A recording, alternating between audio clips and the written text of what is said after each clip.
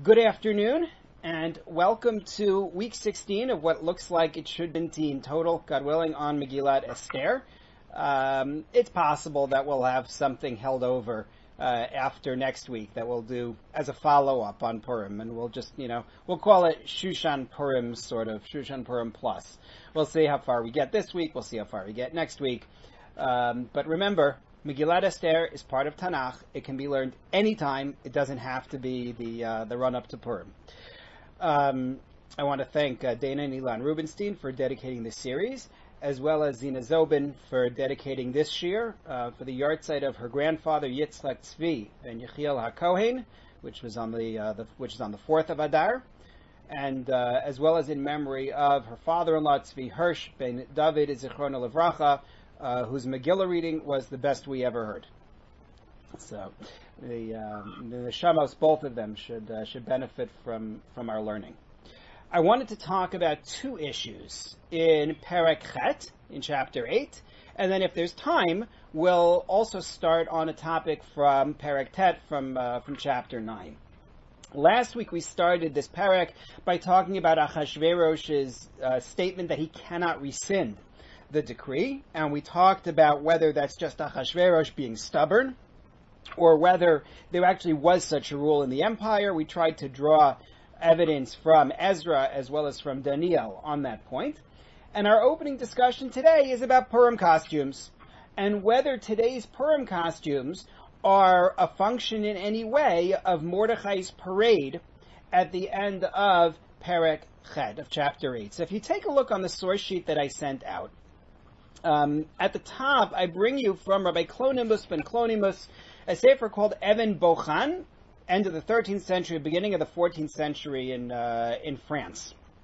He said the following. He's describing their Purim practices. He says, "And on the 14th of Adar, for the sake of honor and beauty, young men are glorified and exalted, acting in a manner of insanity and foolishness." And the irony is intentional there. I didn't bring the original Hebrew because I originally translated this for a shir years ago, for which I didn't need the Hebrew for the group that was there, and I never bothered to go back to it and retype it in the source. He describes now what this insanity and foolishness is. He says, one wears a woman's dress and a necklace about his throat and acts like one of the fools with a drum and a dance and joy. Quite the celebration, including, apparently, costumes, people dressing up. I'm going to come back to the fact that it's a man wearing a dress in a little bit. It's not going to be our focus today. This is not a halachic discussion. It's a Tanakh discussion. But yes, duly noted. It gets mentioned in other texts of that time going forward. Rav Moshe Cohen mentions it for Purim, interestingly, as well as for Hanukkah and for weddings in 14th century Germany. So this, it's not only now that people have all sorts of get-ups during the dancing at a wedding, but they were doing this in Germany centuries ago.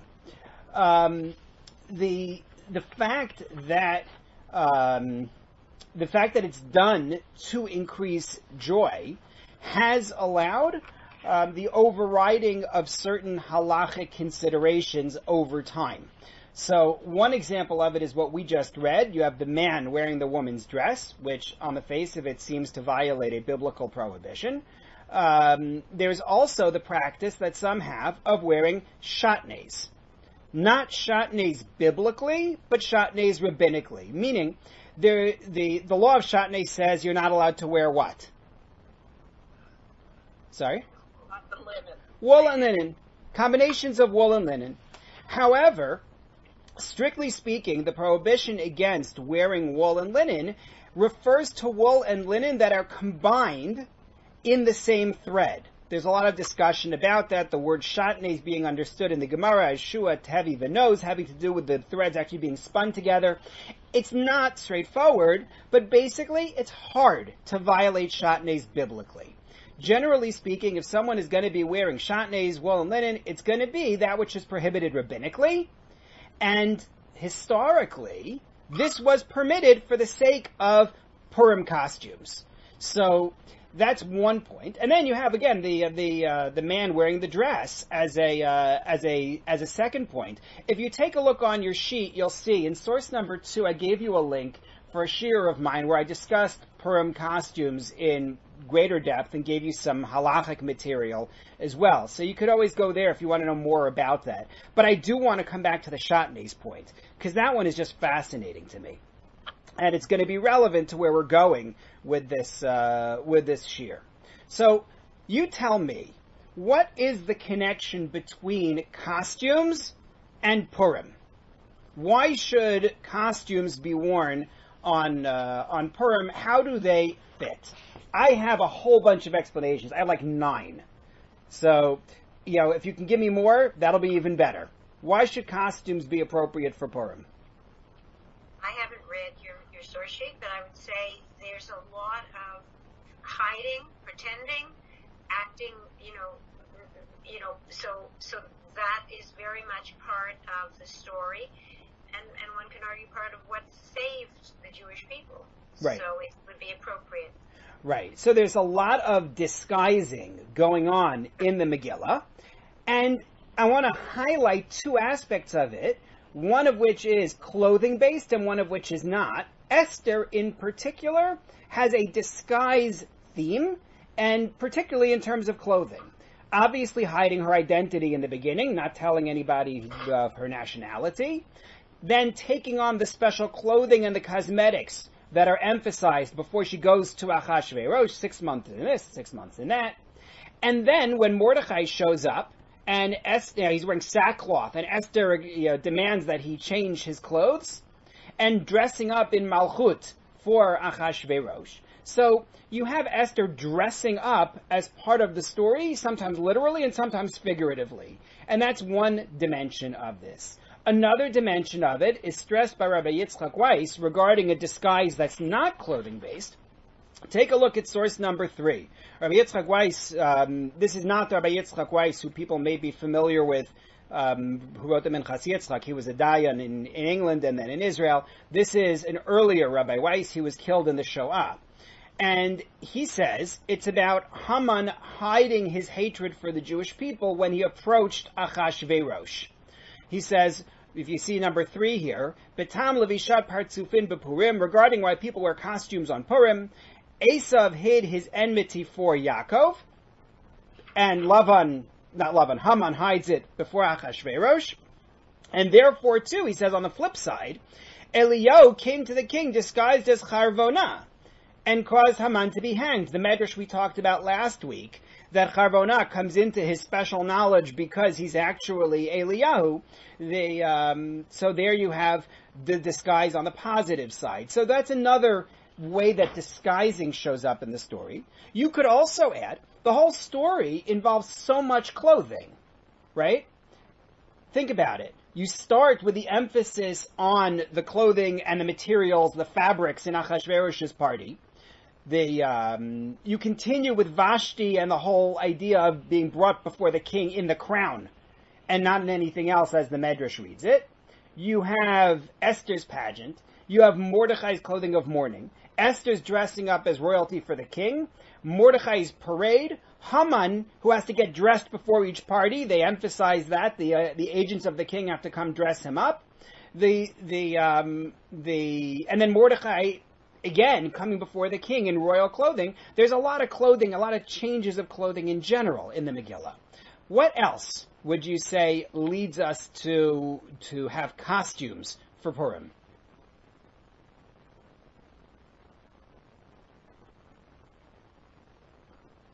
Yes, Janine. I suppose you could say that it looks like the whole story took place by natural means, but it was really Hashem hidden in a hidden way, and maybe the costume is also disguised. Right. So you could move to themes. In other words, we've been talking about reasons within the story, but the theme of it, Hashem operating, so to speak, from behind the mask, is part of this. Remember, when we started talking about Megillat Esther in the beginning of the year, we talked about the opposition between Esther and Shoftim. How in Shoftim, we are told God is running the show, and this enemy comes because God brought them, and this time the enemy is driven back because God performs a miracle. Everything is miracle in Shoftim. And here in Esther, it's the flip side. Even if there's something that God is doing, we're going to be told about it in terms of a natural pattern of events, God operating from behind a mask. And that's an explanation. Yes, Susan, and then Rebecca. I think that one of the reasons for costumes is to tell children about participating in the story and what the story is about at their level. So Susan points out that you want to bring children into it. The costumes are a great way to do it. I would note that historically the costumes were actually worn by adults. In our day, it's become a child's thing. Like many of the best practices have ended up somehow with children. I wrote an article a few years ago for the YU Torah, the YU Torah to go for Sukkot, about what a shame it is that people have turned sukkah decorating into a children's activity, instead of it being for adults. The same thing is true here. The costumes are supposed to be the adults, but you're right. It does allow for and encourage a cross-generational type of celebration, which hopefully, along with banging for Haman, will help the children to get drawn into it. The banging for Haman is another one that has some controversy in terms of the children. That's its own discussion. Rebecca. Well, I was going to just say that we say that things get flipped over. So you see, even in the sources talking about dressing up.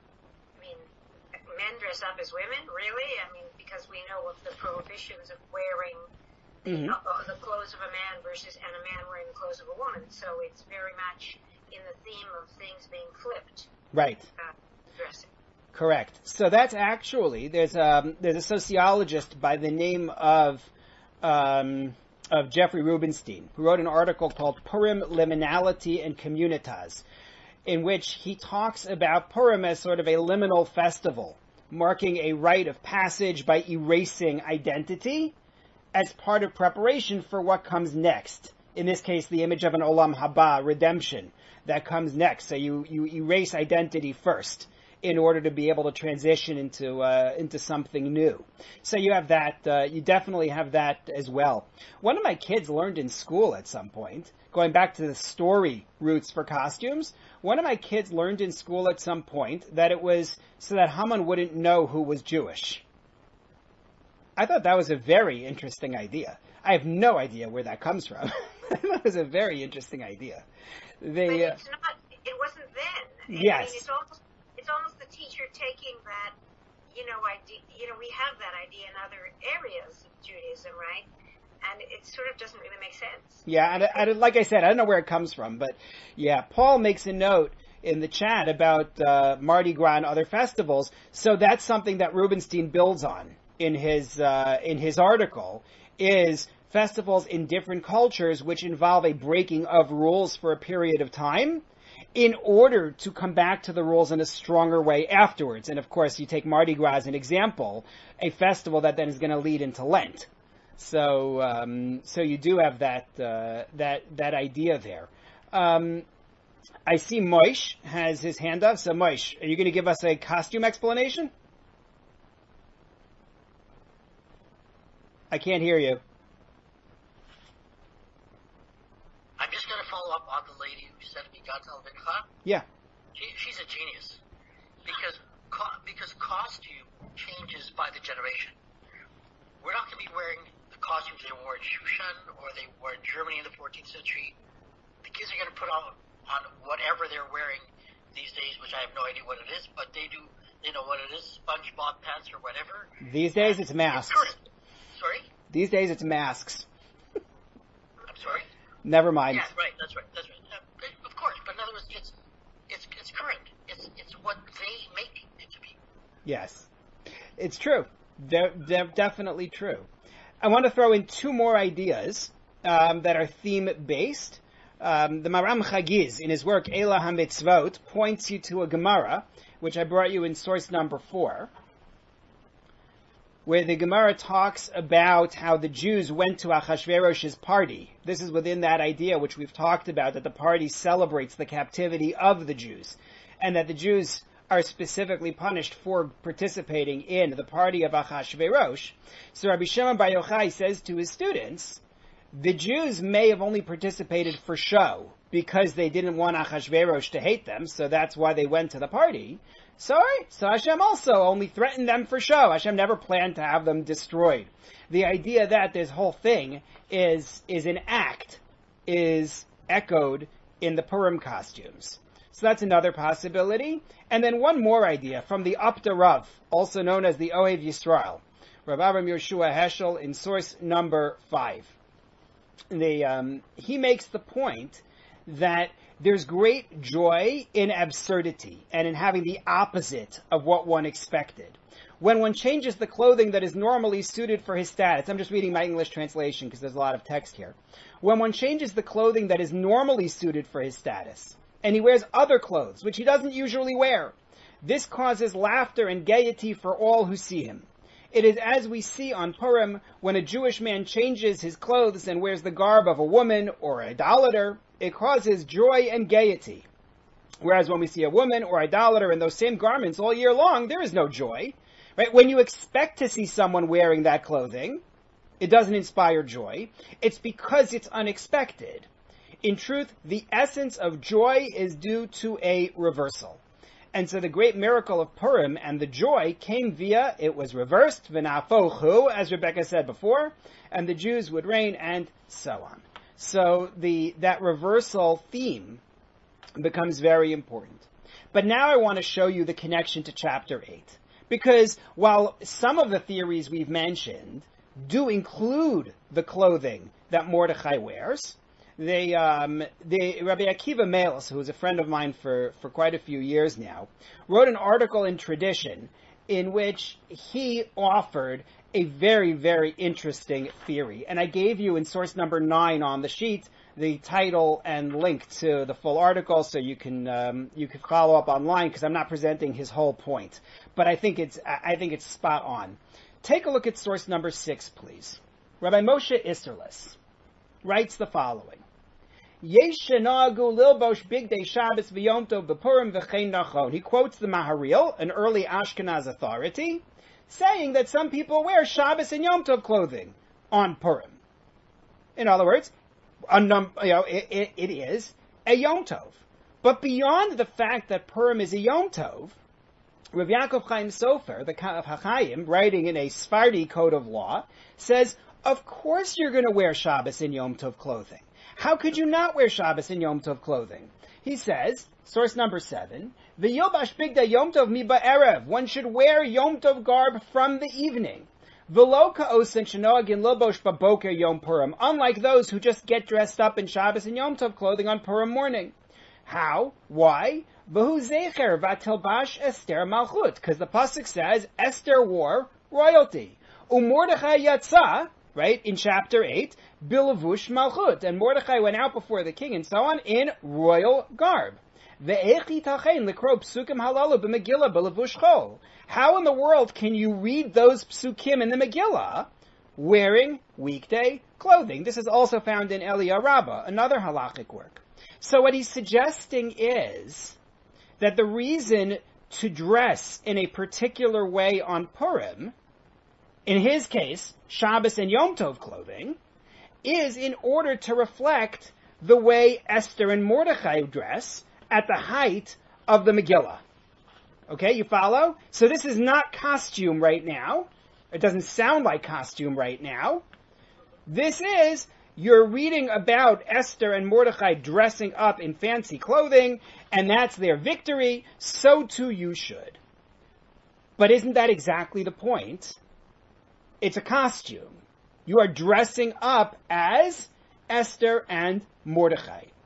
And in light of that approach, I refer you back now to chapter 8, sentence 15 in the Megillah. Look at what Mordechai wore. Mordechai went out from before the king, Yatzam lifnei HaMelech, bilavush malchut, in royal garb, techelet. What is techelet? Blue. Whatever that color is, yeah, but it's not a color, it's a thing. It's blue what?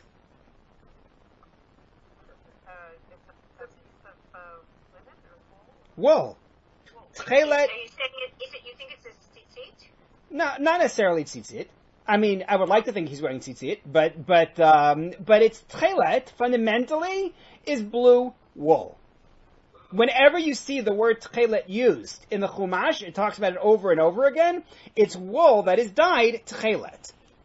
Then you have chur. Okay, I'm going to ignore chur because it's not relevant for us right now. The ateret zahav gedola, a great big gold crown. V'tachrich butz v'argaman. Tachrich, don't think tachrichen, shrouds. The tachrich means a garment of butz v'argaman. So what is argaman? They just had that big archaeological find last month with argaman, right? They found from the time of David and Shlomo. The argaman is a wool that is dyed royal purple. And what is butz? Those who have learned Mishnayos Yuma know. Linen. It's white linen. So Mordechai is wearing tcheles, argaman, which are wool, and he's also wearing boots, which is linen. He's wearing Chatneys. So Rabbi Moshe Isserlis, the Ramah, in his commentary to Megillas Esther, called Mechir Yayin, in the introduction to it, says that yes, he's wearing tachrich butz v'argaman, but it's layers. So in other words, it's not wool and linen together. It's a layer of wool. It's a layer of linen, which will reduce it. Now we're not talking biblical Chatneys, which is good. If you take a look at source number 8, I brought you from the Chai Adam. It's his Chochmas Adam regarding wool and linen, and he says, there is a common practice of joining wool and linen garments with a layer of silk or leather separating them. Rambam considers this biblically prohibited Chatneys. He doesn't like it. But girding with a belt, when one side is linen, the other side is wool, then even if there is a strip of leather in between, still, since he ties the two ends together when he wears it, all agreed is at least rabbinically prohibited.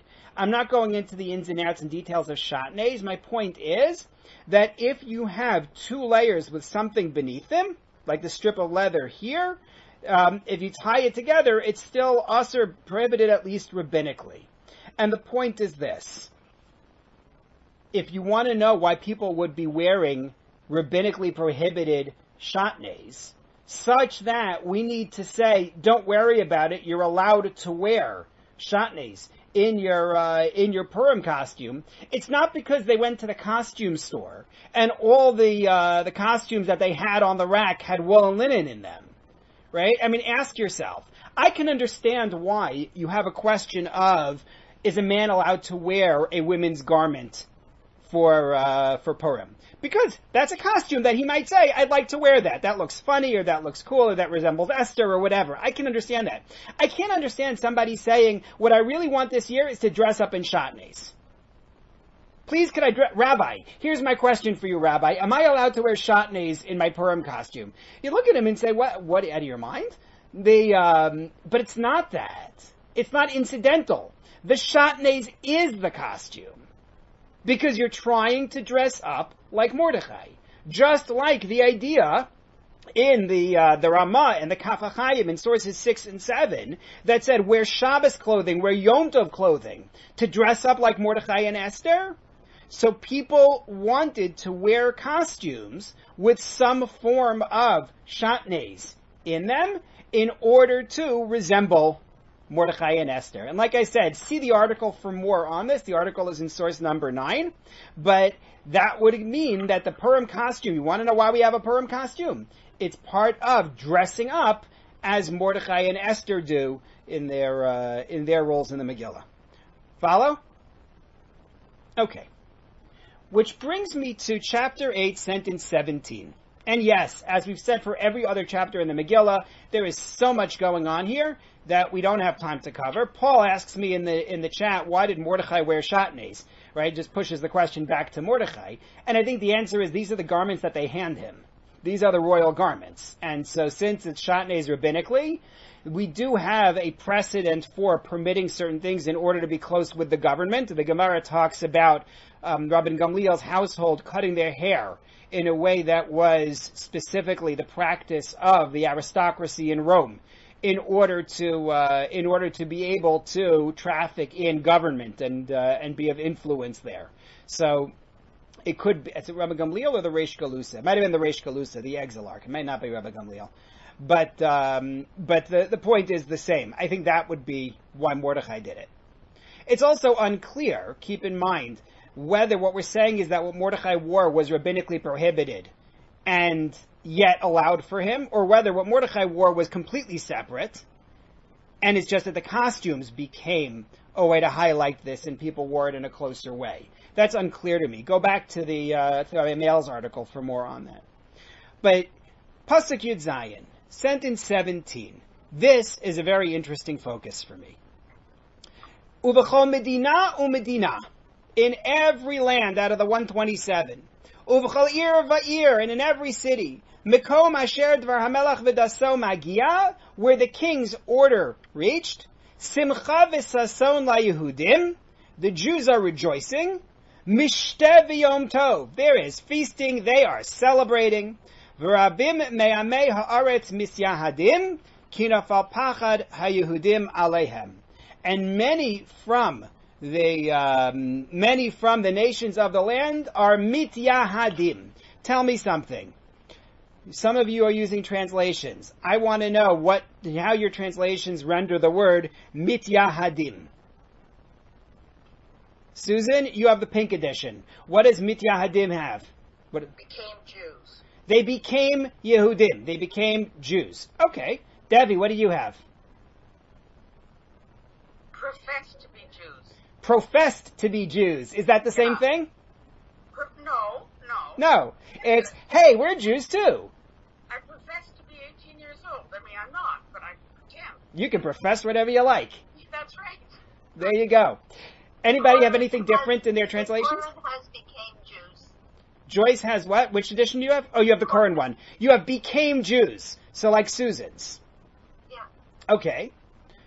Anyone have an art scroll? I don't think we've quoted an art scroll yet. I've got. Debbie's, Profess to favor the Jews. Oh, profess to favor the Jews. Which one is that, Toby? It's Ellen. Oh, Ellen. Which one is that?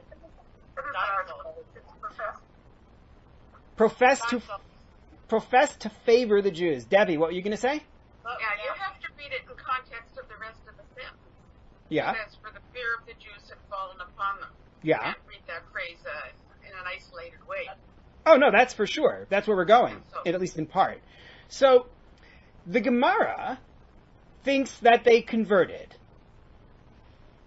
Take a look at source number 10, the Gemara in Yevamos. The Gemara in context is not just talking about the story of Purim, it's talking about people who convert with ulterior motives. And it says, V'chein mishin is gayer l'shum shulchan melachim.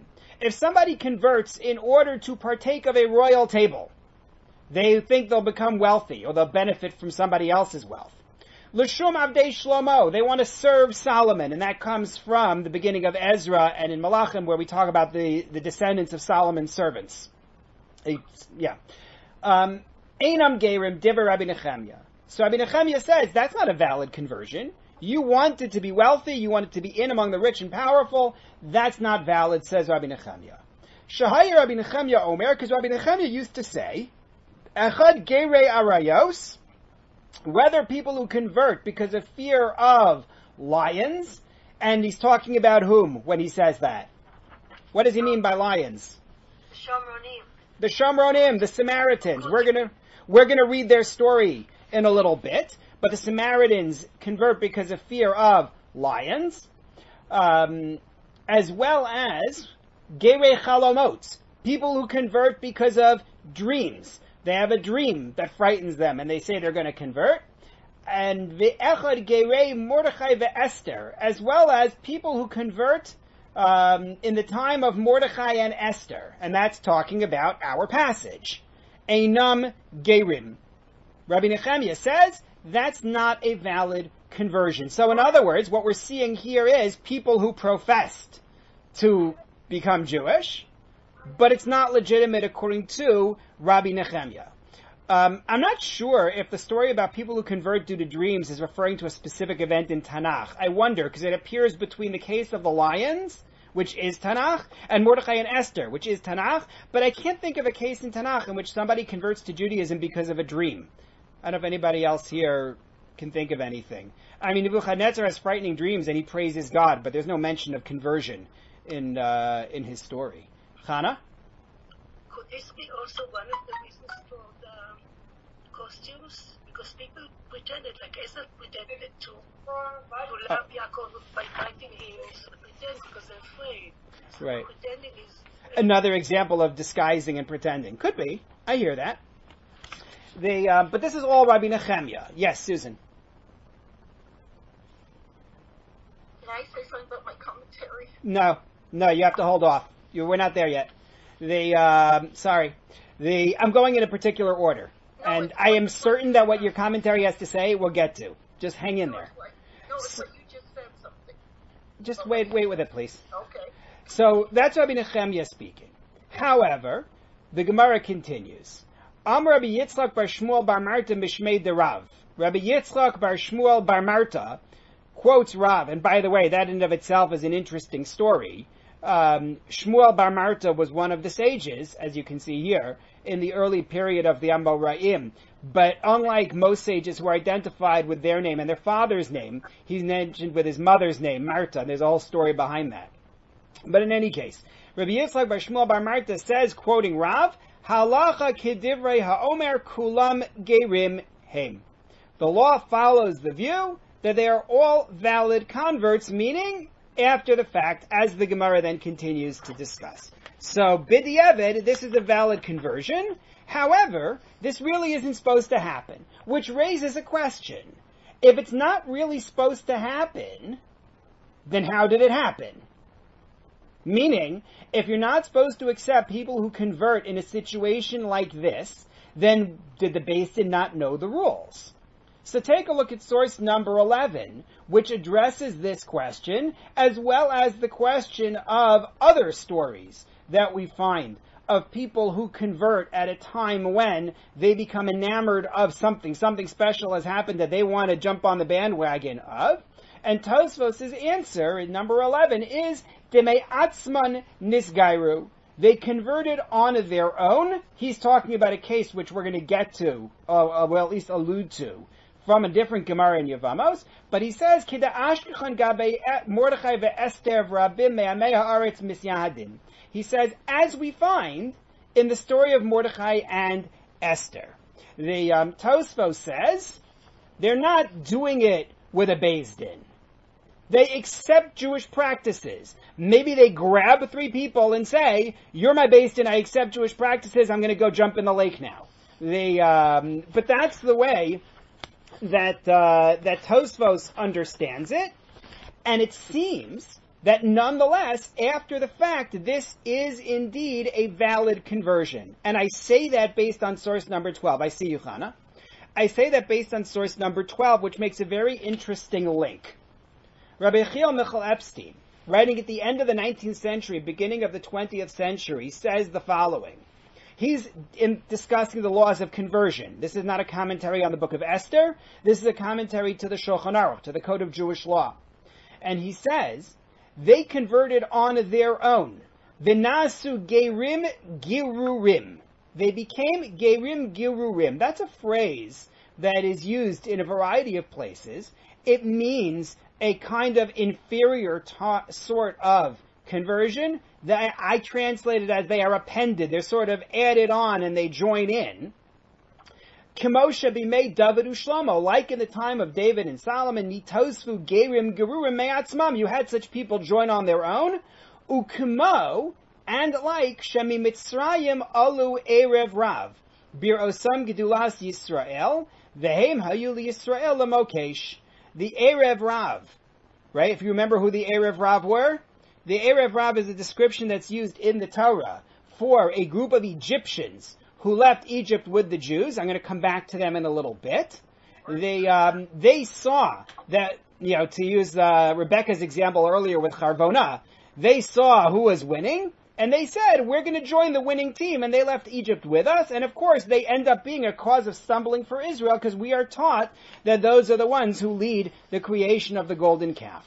So one school of thought here, which emerges from the Gemara, follows through in Tosfos, and is accepted in various sources, is that these were people who attempted a maverick conversion to Judaism.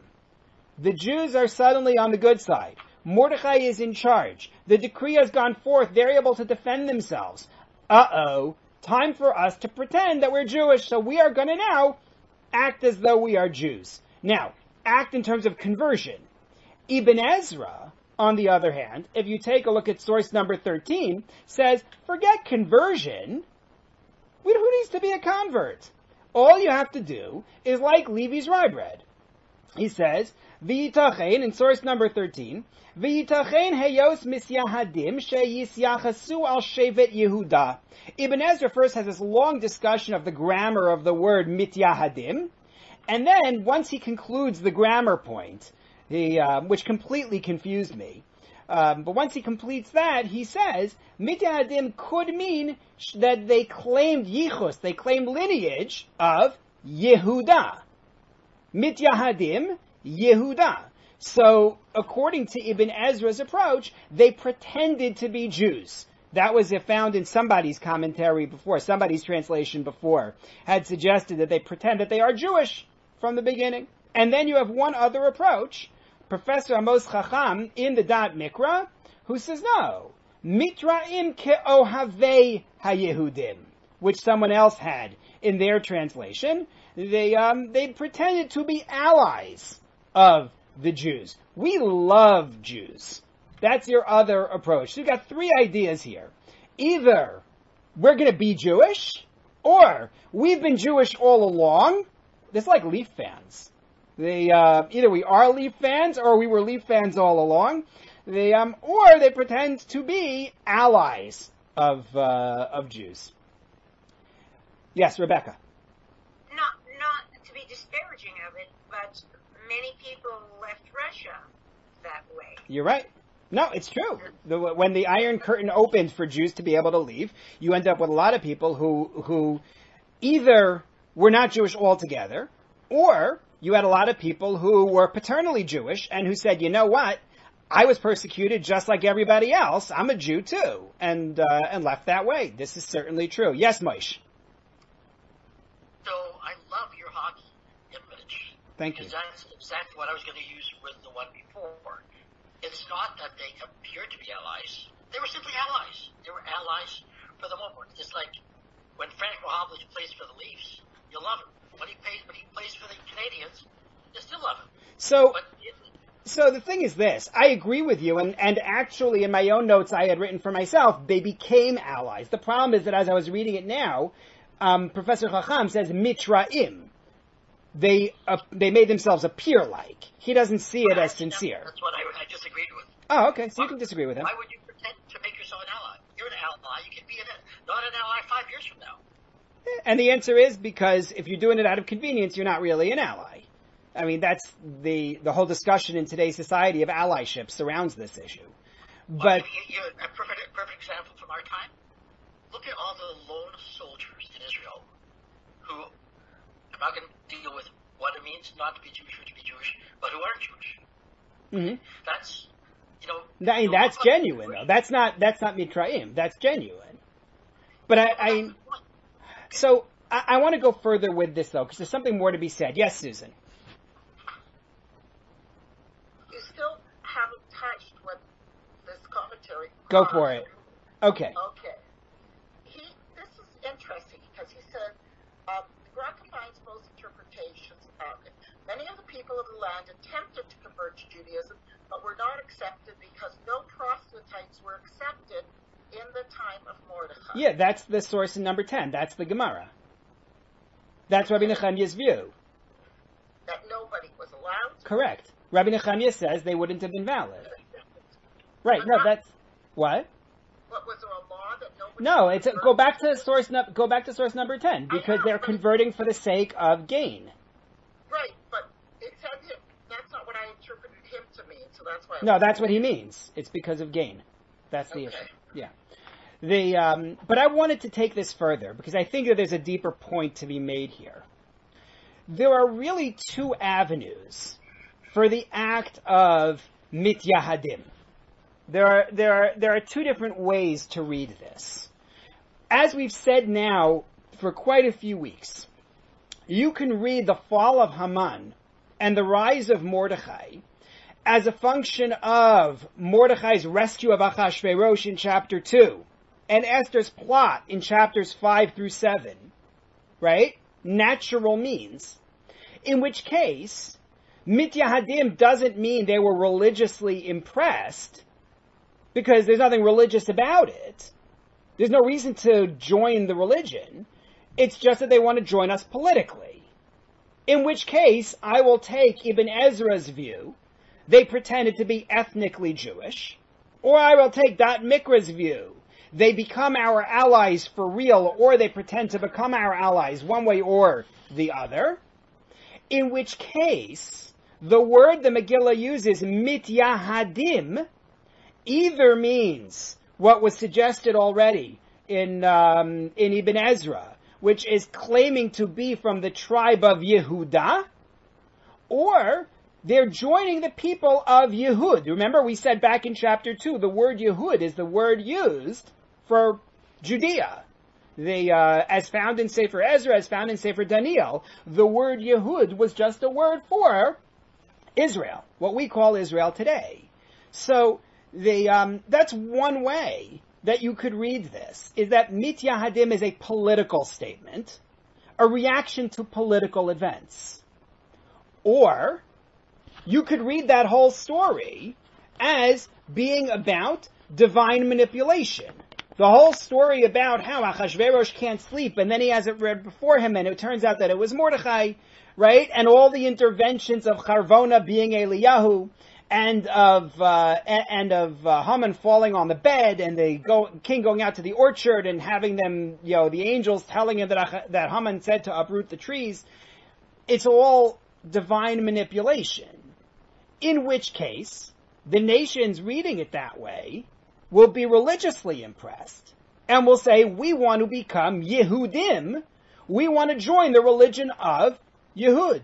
We want to join the Jews. And that's source number 10, the Gemara in Yevamos, saying that they're converting.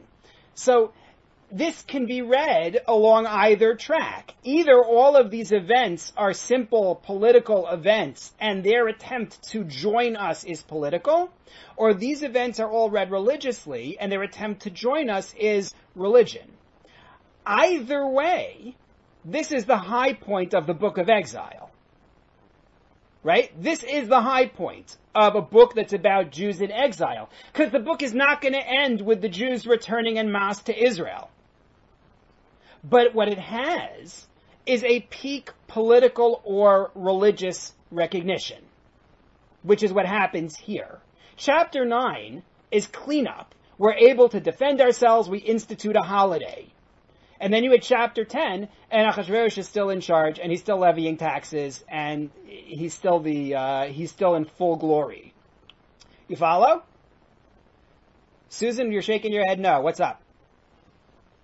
I'm just a little confused, because you're saying this is the high point of Jews in exile. No, I said this is the high point of this book of exile.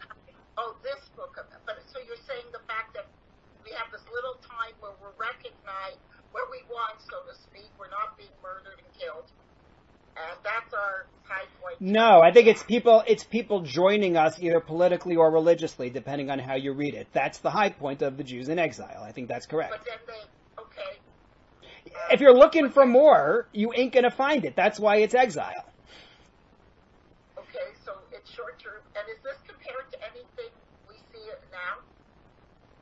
What do you mean? I mean, if I was going to take this as a lesson to learn about Jews in exile, are there any other time where... So you are helping me out here. Hang on. Hang on a minute. Okay. because I want to take the religious conversion idea a little bit further. I think it's part of a Tanakh-long theme. At first glance, when you first read it, it looks like this conversion idea, as the Gemara explains it, is unusual. Can you think of another account of a case in which the Jews are saved from their enemies and it leads to mass conversion? Well, you said Mitzrayim when they left and they had all this. So I'm going to come back to the Mitzrayim one. Any others? If you looked at source number 16, you're cheating. But Mitzrayim was difficult, and there were other. I mean, historically, we know that there were times in Europe, and I'll just talk about those. I will ignore source 16. That where that did happen. We know that did happen. In Europe? And it was somewhat positive. That we had. When did we have in Europe a mass conversion? Well, I don't know. I mean, in communities. I mean, I've read historically. Really? Because I the only one that comes to mind is the Chazars and some of the potential historical precedents for that. I'm not familiar with any other. If you find something, let me know. The Maharal looks at this story and says, nah, never happened. He says, this is unique. Take a look at source number 15. He says, Davar zelo nimtza b'sha'ar geulos. He says, this was never found in any other redemption. Rak bekan, only here. Shonitzuach Amalek, only here because it is a victory over Amalek. Hang on one second. I just hit I hit a key on my computer by accident. There we go. The only here when you defeat Amalek, lefisha goreim Amalek levatel achdus Hashem yisbarach, because Amalek is the one who causes people not to recognize the unity of Hashem. And he quotes you the pasuk from the end of Ovadia. Va'alu Moshiim, right? Bahar Tzion l'shpodas hareisav v'aisal Hashem hamalucha. The saviors will ascend to judge the mountain of Esav. Monarchy will belong to God. Meaning, when Esav is punished, Amalek being Esav's firstborn child. So when Amalek is punished, that's when Hashem will have monarchy. Ulekach bekan shepilu Amalek. So here, where they cast down Amalek, hayu rabim me'amei haaretz misyahadim kasher haya batel koach Haman.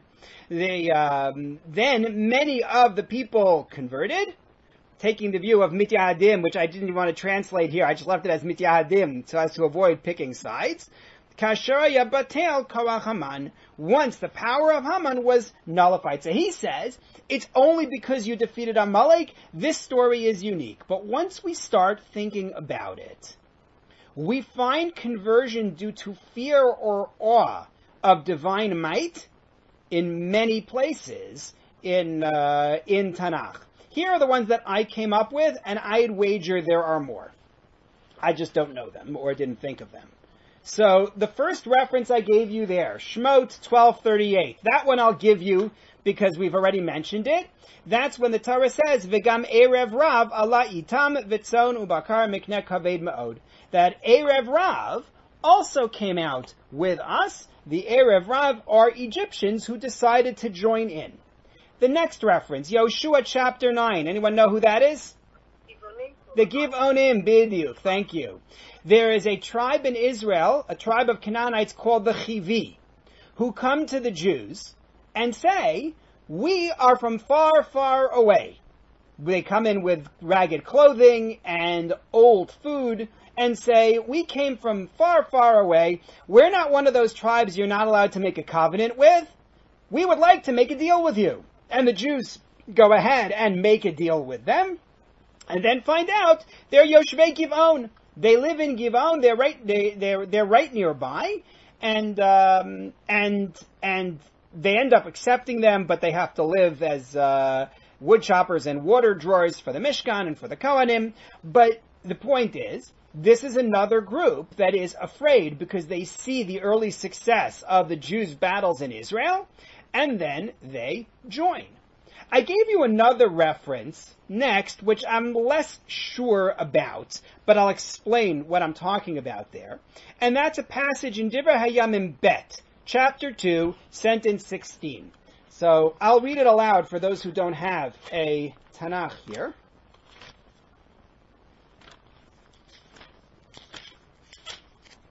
Take a moment. Hope I don't need my reading glasses.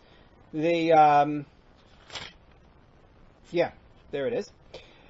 Vayispor Shlomo kol ha'anashim hagerim asher be'eretz Yisrael. Shlomo counted all of the gerim in the land of Israel. Achrei asfar asher sfaram David aviv, after David had counted them. Vayimatzu me'ava chamishim elef ushloshes alafim v'sheish me'os. There are 153,600. Vayaznem shvim elef, and it talks about what he does with these people, having them do work, essentially, giving them work to do. These are not people who had converted entirely or normally to Judaism, or they would be Jews. There would be no separating them out from everybody else. The way the Gemara in Yevamos explains it, and this is the Gemara that Tosfos was referring to back in source number 11, is, when he talks about the 150,000 people who joined, is that these were people who converted. If you remember the story, when King David took care of the claim of the Givonim against the house of Shaul. The Givonim claimed that Shaul had harmed them, and David turned over 7 members of the house of Shaul to the Givonim for punishment. And when that's recognized that they carried out justice on behalf of the Givonim, that causes others to join us and convert. So maybe that should be brought as well. I'm not sure because it's not explicit in Tanakh, and I don't need it to prove the point that we have cases of others who convert. What's the one in Yonah? Sailors? The sailors, right? The sailors on the boat. You remember that story. The sailors on the boat who convert to Judaism after, I shouldn't say they convert to Judaism. They take vows and bring sacrifices to God. After that whole incident. And then I forgot one on the sheet. It's in my notes, but I just forgot to write it in. So what you want to include there is Malachim Bet, chapter 17, sentences 24 to 28. And that is the story of the Shomronim, the Samaritans. So, in the case of the Samaritans, remember the story. The Assyrians conquer the 10 northern tribes. They exile the 10 northern tribes, and they move in another population.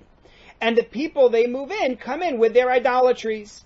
And as it's recorded there in Malachim Bet in chapter 17, the idolaters who now live in the Shomron are worshiping their gods, and they get attacked by lions. That was the reference in the Gemara in source number 10. They're attacked by lions, and they don't know what to do, and they ask the priests of the Jews, and the result is that they are told that they should take on Judaism. And that's what they do. They take on Judaism while continuing to worship their idols.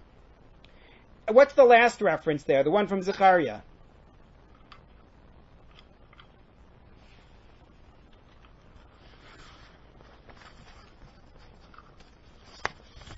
I could have brought you quite a few for that. Is it at the end of the days? Yes. The prediction that at the end of the days, I'm just looking at what Rebecca put in the chat. Conversions occurred more frequently in the areas that were contiguous to Christian or Muslim. Ignore it for now. Okay. Anyway. I'll ignore it for now. They mentioned the Chazars, and they mentioned a king of Himyar as a convert. Okay. Yeah, no, I'd like to take a look at that later. Thank you. But the prediction in Zechariah is that there will be a future battle, and the survivors of that future battle will become Jews. And we have lots of prophecies like that. Those who were with us when we learned Yeshaya, the first part of Yeshaya, a couple of years ago, we had a few shiurim where we talked about whether there's an expectation in Yeshaya that the nations will become Jewish in the future. So this idea... It's difficult when you take the future. The future is very different from the past. Like looking at what might happen, I have to say. I don't think it... Anyways. Okay. No, you're right. You're 100% right, but I think that's not... The point that I'm trying to get at here is that it fits Purim into the pattern of Jewish history. In the same way that I gave a shiur at Hanukkah time about Ma'oz Tzur, and how Ma'oz Tzur only mentions Hanukkah in the 5th verse.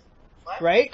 If you think about Ma'oz Tzur, it talks about Egypt, right? Malchus Egla is Egypt. It talks about Devir Kadsho Heviani. Is Galut Bavel, and then Kroz Komat Barosh Bikesh is Purim, and then it mentions Hanukkah, to put Hanukkah in the pattern of Jewish history. And I feel like that's what's going on here. We emphasize Rabbim Me'amei Haaretz Mityahadim in order to say this is something that takes place in Jewish history with groups over time. Now, Chana notes where I was going next, which is there are cases of individuals as well, including prominent individuals who convert. Chana notes in the chat, Hilni Hamalka. I was going to note the possibly Yisro, right? Debate whether he ever converted. The Queen of Sheba, when she comes to Shlomo, and she's very impressed, although she did not convert. Another one who was very impressed was Naaman, who leaves behind Avodah Zarah, leaves behind idolatry. So we have individuals as well, both those who convert and those who don't actually formally convert. But the point is, you have this pattern in history and a Tanakh-long expectation that the nations will ultimately come to a recognition of God and of Judaism. And that's really, to me, something of significance that we're seeing here in Perek Chet with Mityahadim. So you now have a nice Dvar Torah for Purim, for the Perek Chet. The two different ways to read Mityahadim. Is it about a political conversion, or is it about a religious conversion? And the idea within the religious conversion that it's actually aligning Esther with Tanakh on the whole. So there's more to say. We're going to come back to Mishloach Manot next week. I did get an email from somebody here this week asking if I would talk about drinking on Purim. So in my weekly Beit Midrash email that I send out on Thursday mornings, I have a tradition before Purim of putting out my thoughts on it there, and that's going to go out this week as well. So you can look for it there. I'm not vague. You'll see my view about where it comes from and where it should go. When you didn't mention the most famous convert, Ruth. I didn't mention Ruth. This is true. But Ruth is different from all of these. These are all people who convert in response to an act of God where they say God is visible, God is powerful, and so on. Ruth converts when things are bad. You know. But when we say things like Galu Mushlim Hatiyam, are we talking about actually converting or just Aleinu? So here you have to go back to the Yeshaya Shurim, because we did that in depth. We had that whole discussion then. I have nothing to add to what we said at that point. Chana. What I wanted to think about Ruth, and that's also a definition of somebody who did something, one good thing, like a clone. And Ruth came out of a clone. So that's another example of why Chabor is Zachur Latov. Right, it's another Zachur Latov example. It's true. Chana goes back to what we were talking about before we started, and the idea of recognizing Charvonah for the good that he did, even if we say that he was just an opportunist. So yes, we have this trend in Judaism, which I noted before, applies even where the agent of good didn't even know what they were doing was good. And as Chana notes, we have this idea of descendants of somebody who did one thing good, being given something good as a reward for what was done originally. Eglon is one example. We have it actually with Nebuchadnezzar. Also, we have it with quite a few. But thank you. Okay, so God willing, next week we will either wrap up Megillat Esther or not, but hopefully we'll get through Perek Tet at the least. Thank you very much. Thank you so much. It was so fascinating. Thank you. Rabbi, thank you. Thank you. Be well.